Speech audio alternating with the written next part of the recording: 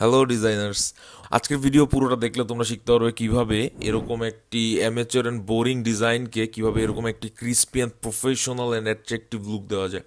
তবে দেরি না করে let's open Photoshop.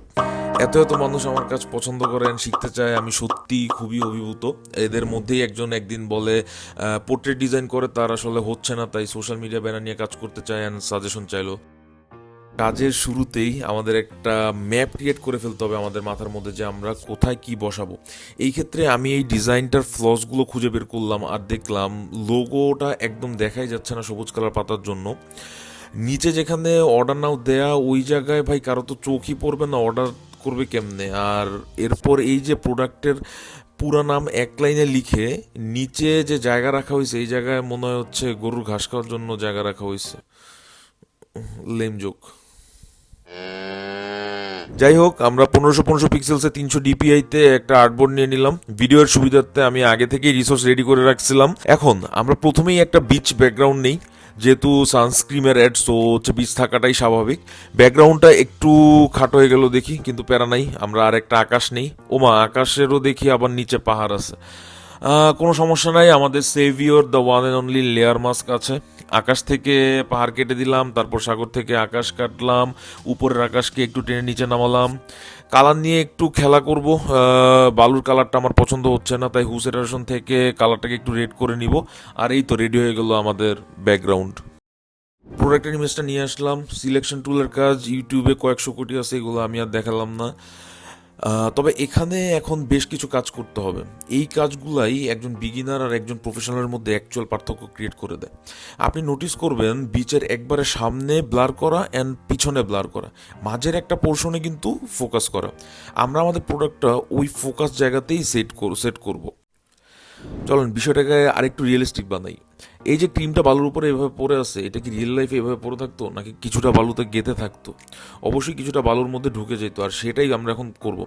Layer mask create করে একটা হার্ড ব্রাশ নিয়ে যদি কিছুটা সাইজ ছোট করে আমরা হাতে ম্যানুয়ালি আঁকাবাঁকা করে একটা লাইন আঁকি, তাহলে এমন একটা ইফেক্ট পাওয়া যাবে যেন মনে হবে ক্রিমের টিউবটা বালুতে গেঁথে আছে। তবে কঠিন ব্যাপারটা হচ্ছে রিয়েলিস্টিক্যালি শ্যাডো দেওয়া। আমি তাই একটু চালাকি করে আবার সূর্যটাকে দিছি ঠিক পিছনে, যাতে শ্যাডোটা সরাসরি সামনে পড়ে কোনো অ্যাঙ্গেল ছাড়া, কারণ অ্যাঙ্গেল দিলে হচ্ছে শ্যাডো ঝামেলা হয়ে যায়। শ্যাডো দিতে আমরা প্রোডাক্টের শেপের উল্টা একটা ব্ল্যাক শেপ নিয়ে সেটাকে গসন ব্লার করে দিব। বাস্তবে প্রোডাক্ট থেকে শ্যাডো যত দূরে যায় তত ফেড হতে থাকে, তাই আমরা একেবারে সামনের দিকে শ্যাডোটুকু একটু মাস্ক করে ফেড করে দিব।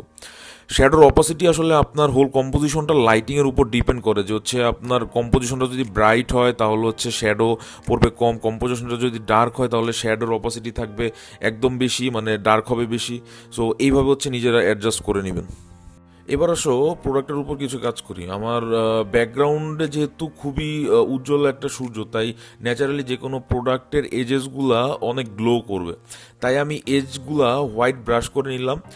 টিউবের মুখের দিকে গ্রিন স্পট পড়ছে কিছু, সো ওইগুলোকে হচ্ছে আমি একটা ব্ল্যাক কালার ব্রাশ করে দেন ওটাকে ক্লিপিং মাস্ক করে দিলাম, যাতে হচ্ছে ব্ল্যাকের সাথে ব্ল্যাক মিশে যায় অ্যান্ড সবুজটা দেখা না যায়। আমি জানি না এই টেকনিকটা কেউ ইউজ করে নাকি, বাট এই টেকনিকটা আমার নিজের ডিসকভার করা ছিল অ্যান্ড এটা ভালোই কাজে দেয় এই টেকনিকটা। সি বিচ আছে কিন্তু একটা নারকেল গাছ না থাকলে হয়, তাই দুইটা গাছ বসাবো, একটা কাছে আর আরেকটা দূরে। দুইটাকেই ব্লার করব, কিন্তু যেটা কাছে থাকবে সেটাকে এমনভাবে ব্লার করব যাতে দূরেরটাকে আরও বেশি ব্লার করতে হবে। কারণ নর্মালি হচ্ছে আমাদের যেটা কাছে থাকবে সেটা কম ব্লার হবে, যেটা দূরে থাকবে সেটা বেশি ব্লার হবে। তাই কাছেরটাকে হচ্ছে আমরা গসন ব্লার অ্যামাউন্ট 2 দিলাম, আর দূরেরটাকে হচ্ছে গসন ব্লার অ্যামাউন্ট 5 দিলাম। সেকেন্ড কাজটার ক্ষেত্রে হচ্ছে আমার লেভেল কিছুটা অ্যাডজাস্ট করতে হবে। এটার কারণ হচ্ছে বাস্তবে যখন হচ্ছে কোনো জিনিস কোনো দূরে থাকে, সে যে জিনিস যত দূরে থাকবে সেটা হচ্ছে তত বেশি হেইজি হবে। হেইজি মানে হচ্ছে সেটা হচ্ছে একটু সাদা সাদা ফেডেড ফেডেড থাকবে। তো এইটার জন্য হচ্ছে লেভেল অ্যাডজাস্ট করে নিলাম সেকেন্ড কাজটার ক্ষেত্রে। ভিডিও শর্ট করতে আমি আসলে টেক্সটগুলো আগেই লিখে রাখছি, সো এখন জাস্ট প্লেস করব। তবে প্লেস করতে একটা বিষয় বলি, যে গ্রাফিক ডিজাইনের ক্ষেত্রে প্রতিটা স্টেপে চেষ্টা করবা সর্বোচ্চ এফিসিয়েন্সি যাতে আসে। একই সাথে ক্লায়েন্টের কথাও চিন্তা করতে হবে, সেই ক্লায়েন্টের যে কাস্টমার আছে তাদের কথাও চিন্তা করতে হবে, আবার দিন শেষে নিজের অ্যাস্থেটিক সেন্স আর ডিজাইন গ্রামারও মেনে চলতে হবে।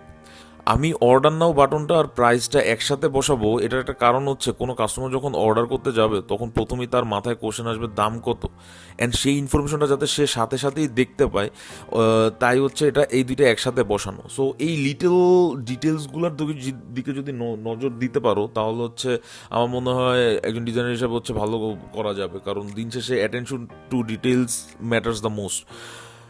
অন্যদিকে হায়ারার্কি বোঝানোটাও ইম্পর্ট্যান্ট, লাইক এই প্রোডাক্টের জন্য এটা খুবই ইম্পর্ট্যান্ট যে this product is made in Korea, তাই এটা বেশি ইম্পর্ট্যান্ট দেখে এটাকে আমি হচ্ছে বড় করে রাখবো, অ্যান্ড ওয়েবসাইটটা ছোট ছোট থাকবে।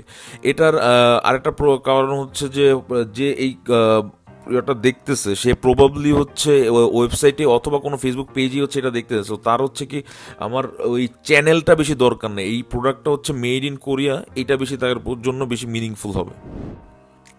লোগো সবসময় টপে প্লেস করা one of the basic first rules of graphic design I have learned. আমি অরিজিনাল কোম্পানি লোগো ইউজ করলাম না, যেহেতু এটা কোনো ক্লায়েন্ট প্রোডাক্ট না। মাঝের টেক্সট নিয়ে যে সমস্যাটা ছিল আমি ওই সমস্যার একটা সমাধান খুঁজে বের করছি, লাইক আর সেটা হলো জিনিসটাকে দুই ভাগে ভাগ করে ফেলা। খেয়াল করলে দেখবা উপরের টুকু হচ্ছে এই আইটেমটার একটা adjective, like and the other thing is নিচের টুকু হচ্ছে এটার অ্যাকচুয়াল নাম। সো আমি এই জন্য দুইটা ভাগ করে একটাকে হচ্ছে ব্রাউন অ্যান্ড গ্রিন কালার কম্বিনেশনের মধ্যে আনলাম, অ্যান্ড এই যে brown and green colour combination করলাম এইটার পিছনেও হচ্ছে একটা কালারের সায়েন্স আছে, যেটা চিন্তা করেই হচ্ছে এই দুইটা কালার চুজ করা। ব্রাউন অ্যাকচুয়ালি হচ্ছে আমাদের মোস্টলি হচ্ছে আমাদের skin colour brown, and green কালারটা হচ্ছে মিনারেল প্রোডাক্ট, তাই হচ্ছে একটা মানে ফ্রেশ ভাইব দেওয়ার জন্য হচ্ছে গ্রিন কালারটা ইউজ করা।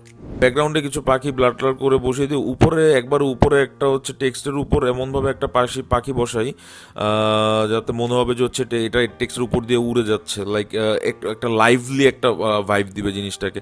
সো এই তো আমাদের রেডি হয়ে গেল আজকের প্রফেশনাল লুকিং একটা পোস্টার। এটা করতে আমার মাত্র 30 মিনিট লাগছে। দিন শেষে ডিজাইনিং সময়ের থেকে বড় হলো হচ্ছে সায়েন্সটা বোঝা অ্যান্ড গ্রামারগুলোর নলেজ থাকা। ডিসক্রিপশনে দেওয়া আমাদের গ্রুপে জয়েন হয়ে যেতে পারো, সেখান থেকে তোমাদের যে কারো কোনো একটা ডিজাইন হচ্ছে কখনো রিক্রিয়েট হয়ে যেতে পারে। সবচেয়ে বড় অ্যানাউন্সমেন্ট হচ্ছে আমি খুব রিসেন্টলি ফেসবুক অ্যান্ড ইউটিউবে লাইভ স্ট্রিম শুরু করব,